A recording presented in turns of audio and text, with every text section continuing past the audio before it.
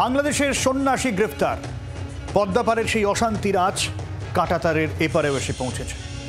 কলকাতায় আজ Bangladesh deputy high কমিশনের সামনে বিজেপি বিক্ষোভ দেখায়।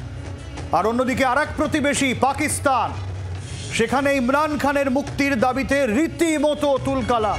ইমরান খানের দলের সমর্থকদের সঙ্গে নিরাপত্তারক্ষীদের খণ্ডযুদ্ধ, পুলিশের খণ্ডযুদ্ধ, পাক প্রশাসন গণহত্যা চালিয়েছে, এমনটাই দাবি ইমরান খানের দল তেহরিকে ইনসাফ, পাকিস্তান তেহরিকে ইনসাফ বা পিটিআই এর। আর এই জায়গায় দাঁড়িয়ে যখন ভারতের দুই প্রতিবেশী ফুটছে, দুই প্রতিবেশী দেশ অশান্তির আগুনে ফুটছে, কতটা বিপদে ভারত, কতটা অশান্তির আঁচে পুড়তে পারে ভারত, এই বিষয় নিয়ে প্রশ্ন করার সময় এসেছে। কি পরিস্থিতি বাংলাদেশে? আজকে শুভেন্দু অধিকারী তিনি রাস্তায় নেমেছিলেন, ভিসা বন্ধের দাবি জানিয়েছেন, সীমান্ত বন্ধের হুঁশিয়ারি দিয়েছেন। কোন জায়গায় দাঁড়িয়ে গোটা বিষয়টা? শ্রেয়সী রয়েছেন আমাদের সঙ্গে, আমাদের প্রতিনিধি সরাসরি শ্রেয়সীর কাছ থেকে বুঝে নেওয়ার চেষ্টা করব। শ্রেয়সী, একেবারে দেখো, আজকে আমরা শুধুমাত্র আজকে না, আমরা গতকালও দেখেছি যে বিরোধী দলনেতা শুভেন্দু অধিকারী যে ঘটনা ঘটেছে বাংলাদেশের সন্ন্যাসী গ্রেফতারের যে ঘটনা, সেই ঘটনার প্রতিবাদে তিনি মিছিল করেছিলেন।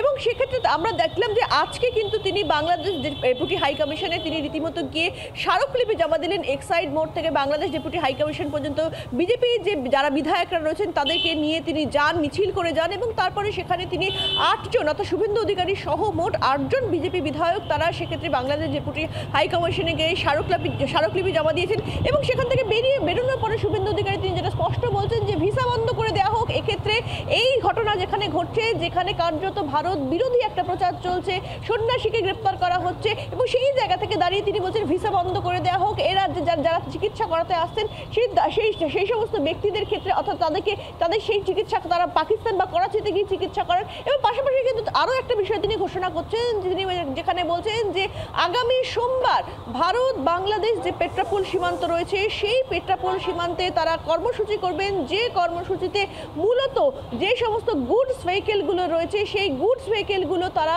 সেখানে কিন্তু আটকাবেন। আমি এই জায়গায় শ্রেয়সী তোমার কাছে আসবো। শুভেন্দু অধিকারী ঠিক কি বলেছিলেন এই নিয়ে একবার শোনাবো। পরিষ্কার ভাবে বলেছি যে ভারত বাংলাদেশের একটা অত্যন্ত ভালো সম্পর্ক আছে, সেই সম্পর্ক আপনারা নষ্ট করছেন। প্রভুদেরকে মিথ্যা মামলায় জেলে পোরা এ জিনিস আমরা বিগত দিনে দেখিনি। এনাপি জনাব, বন্ধ করুন এই নিধন। আমি এখান থেকে দাবি করছি ভিসা 100% স্টপ করুন। প্রয়োজন হলে একদিন অপেক্ষা করে ভিসা দপ্তরেও যাবো, এখানে ভিসা সেন্টারে স্টপ, ভিসা দেওয়া বন্ধ করুন completely. Export import permit issue করা বন্ধ করুন।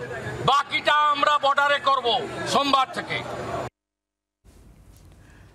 তাহলে সেক্ষেত্রে শ্রেয়সী একটা বিষয় যে শুভেন্দু অধিকারী যে বক্তব্য বলছেন, সোমবার পরিস্থিতি আরেকটু ঘোরালো হয়ে উঠতে পারে, বিশেষ করে সীমান্তবর্তী এলাকা, এমন সম্ভাবনা আছে। কারণ যা পরিস্থিতি, চিন্ময় প্রভুকে যে কতটা মুক্তি দেওয়া হবে তা নিয়ে প্রশ্ন উঠেছে। কারণ বাংলাদেশে ইসকনকে নিষিদ্ধ করার দাবি তোলা হয়েছে।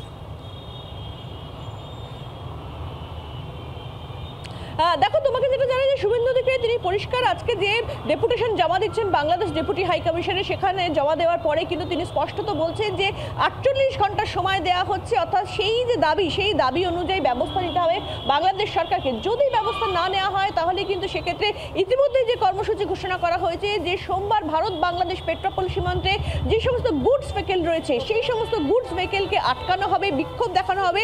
এবং সেক্ষেত্রে প্রয়োজন পড়লে তিনি যেটা বলছেন যে এক্ষেত্রে বিজেপি সূত্রে যে খবরটা পাওয়া যাচ্ছে যে প্রয়োজন পড়লে সেক্ষেত্রে লাগাতার কিন্তু সেক্ষেত্রে কর্মসূচি নেওয়া হবে। এক্ষেত্রে যে সীমান্তবর্তী ভারত বাংলাদেশের পেট্রাপোল সীমান্ত রয়েছে সেখানে কিন্তু লাগাতার এই অবস্থান বিক্ষোভ কর্মসূচি চলবে, যেখানে কোনো কিছু পারাপার হতে দেওয়া হবে না। এবং কার্যত কিন্তু শুধুমাত্র ভারত বাংলাদেশ পেট্রাপোল সীমান্ত নয়, এই রাজ্যে অন্যান্য যে জায়গায় এই ধরনের ধরনের সীমান্ত দিয়ে সেক্ষেত্রে পণ্যবাহী গাড়ি যাতায়াত করে সেই সমস্ত জায়গাতেই কিন্তু কার্যত বিক্ষোভ এবং অবরোধ কর্মসূচি করা হবে এমনটাও কিন্তু জানা যাচ্ছে। ফলে সামগ্রিকভাবে কিন্তু সেক্ষেত্রে খুব স্পষ্ট শুভেন্দু অধিকারীকে আমরা গতকাল দেখেছি যে এক্ষেত্রে এই বাংলাদেশের যে সন্ন্যাসী অ্যারেস্ট সেই ঘটনার পরিপ্রেক্ষিতে তিনি মিছিল করছেন। আজকে তিনি বাংলাদেশ ডেপুটি হাই কমিশন পর্যন্ত যাচ্ছেন এবং সেখানে গিয়ে তার 8 জনের প্রতিনিধি দল শুভেন্দু অধিকারীর নেতৃত্বে 8 জনের প্রতিনিধি দল সেই দল ভেতরে যাচ্ছে, সেখানে গিয়ে স্মারকলিপি জমা দিচ্ছে এবং তার পরবর্তীকালে কিন্তু সোমবারের কর্মসূচিও ঘোষণা করা হচ্ছে।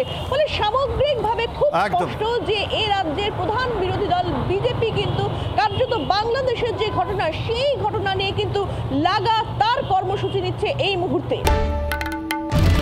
বাংলার আওয়াজ, বাঙালির আবেগ, জি 24 ঘন্টা।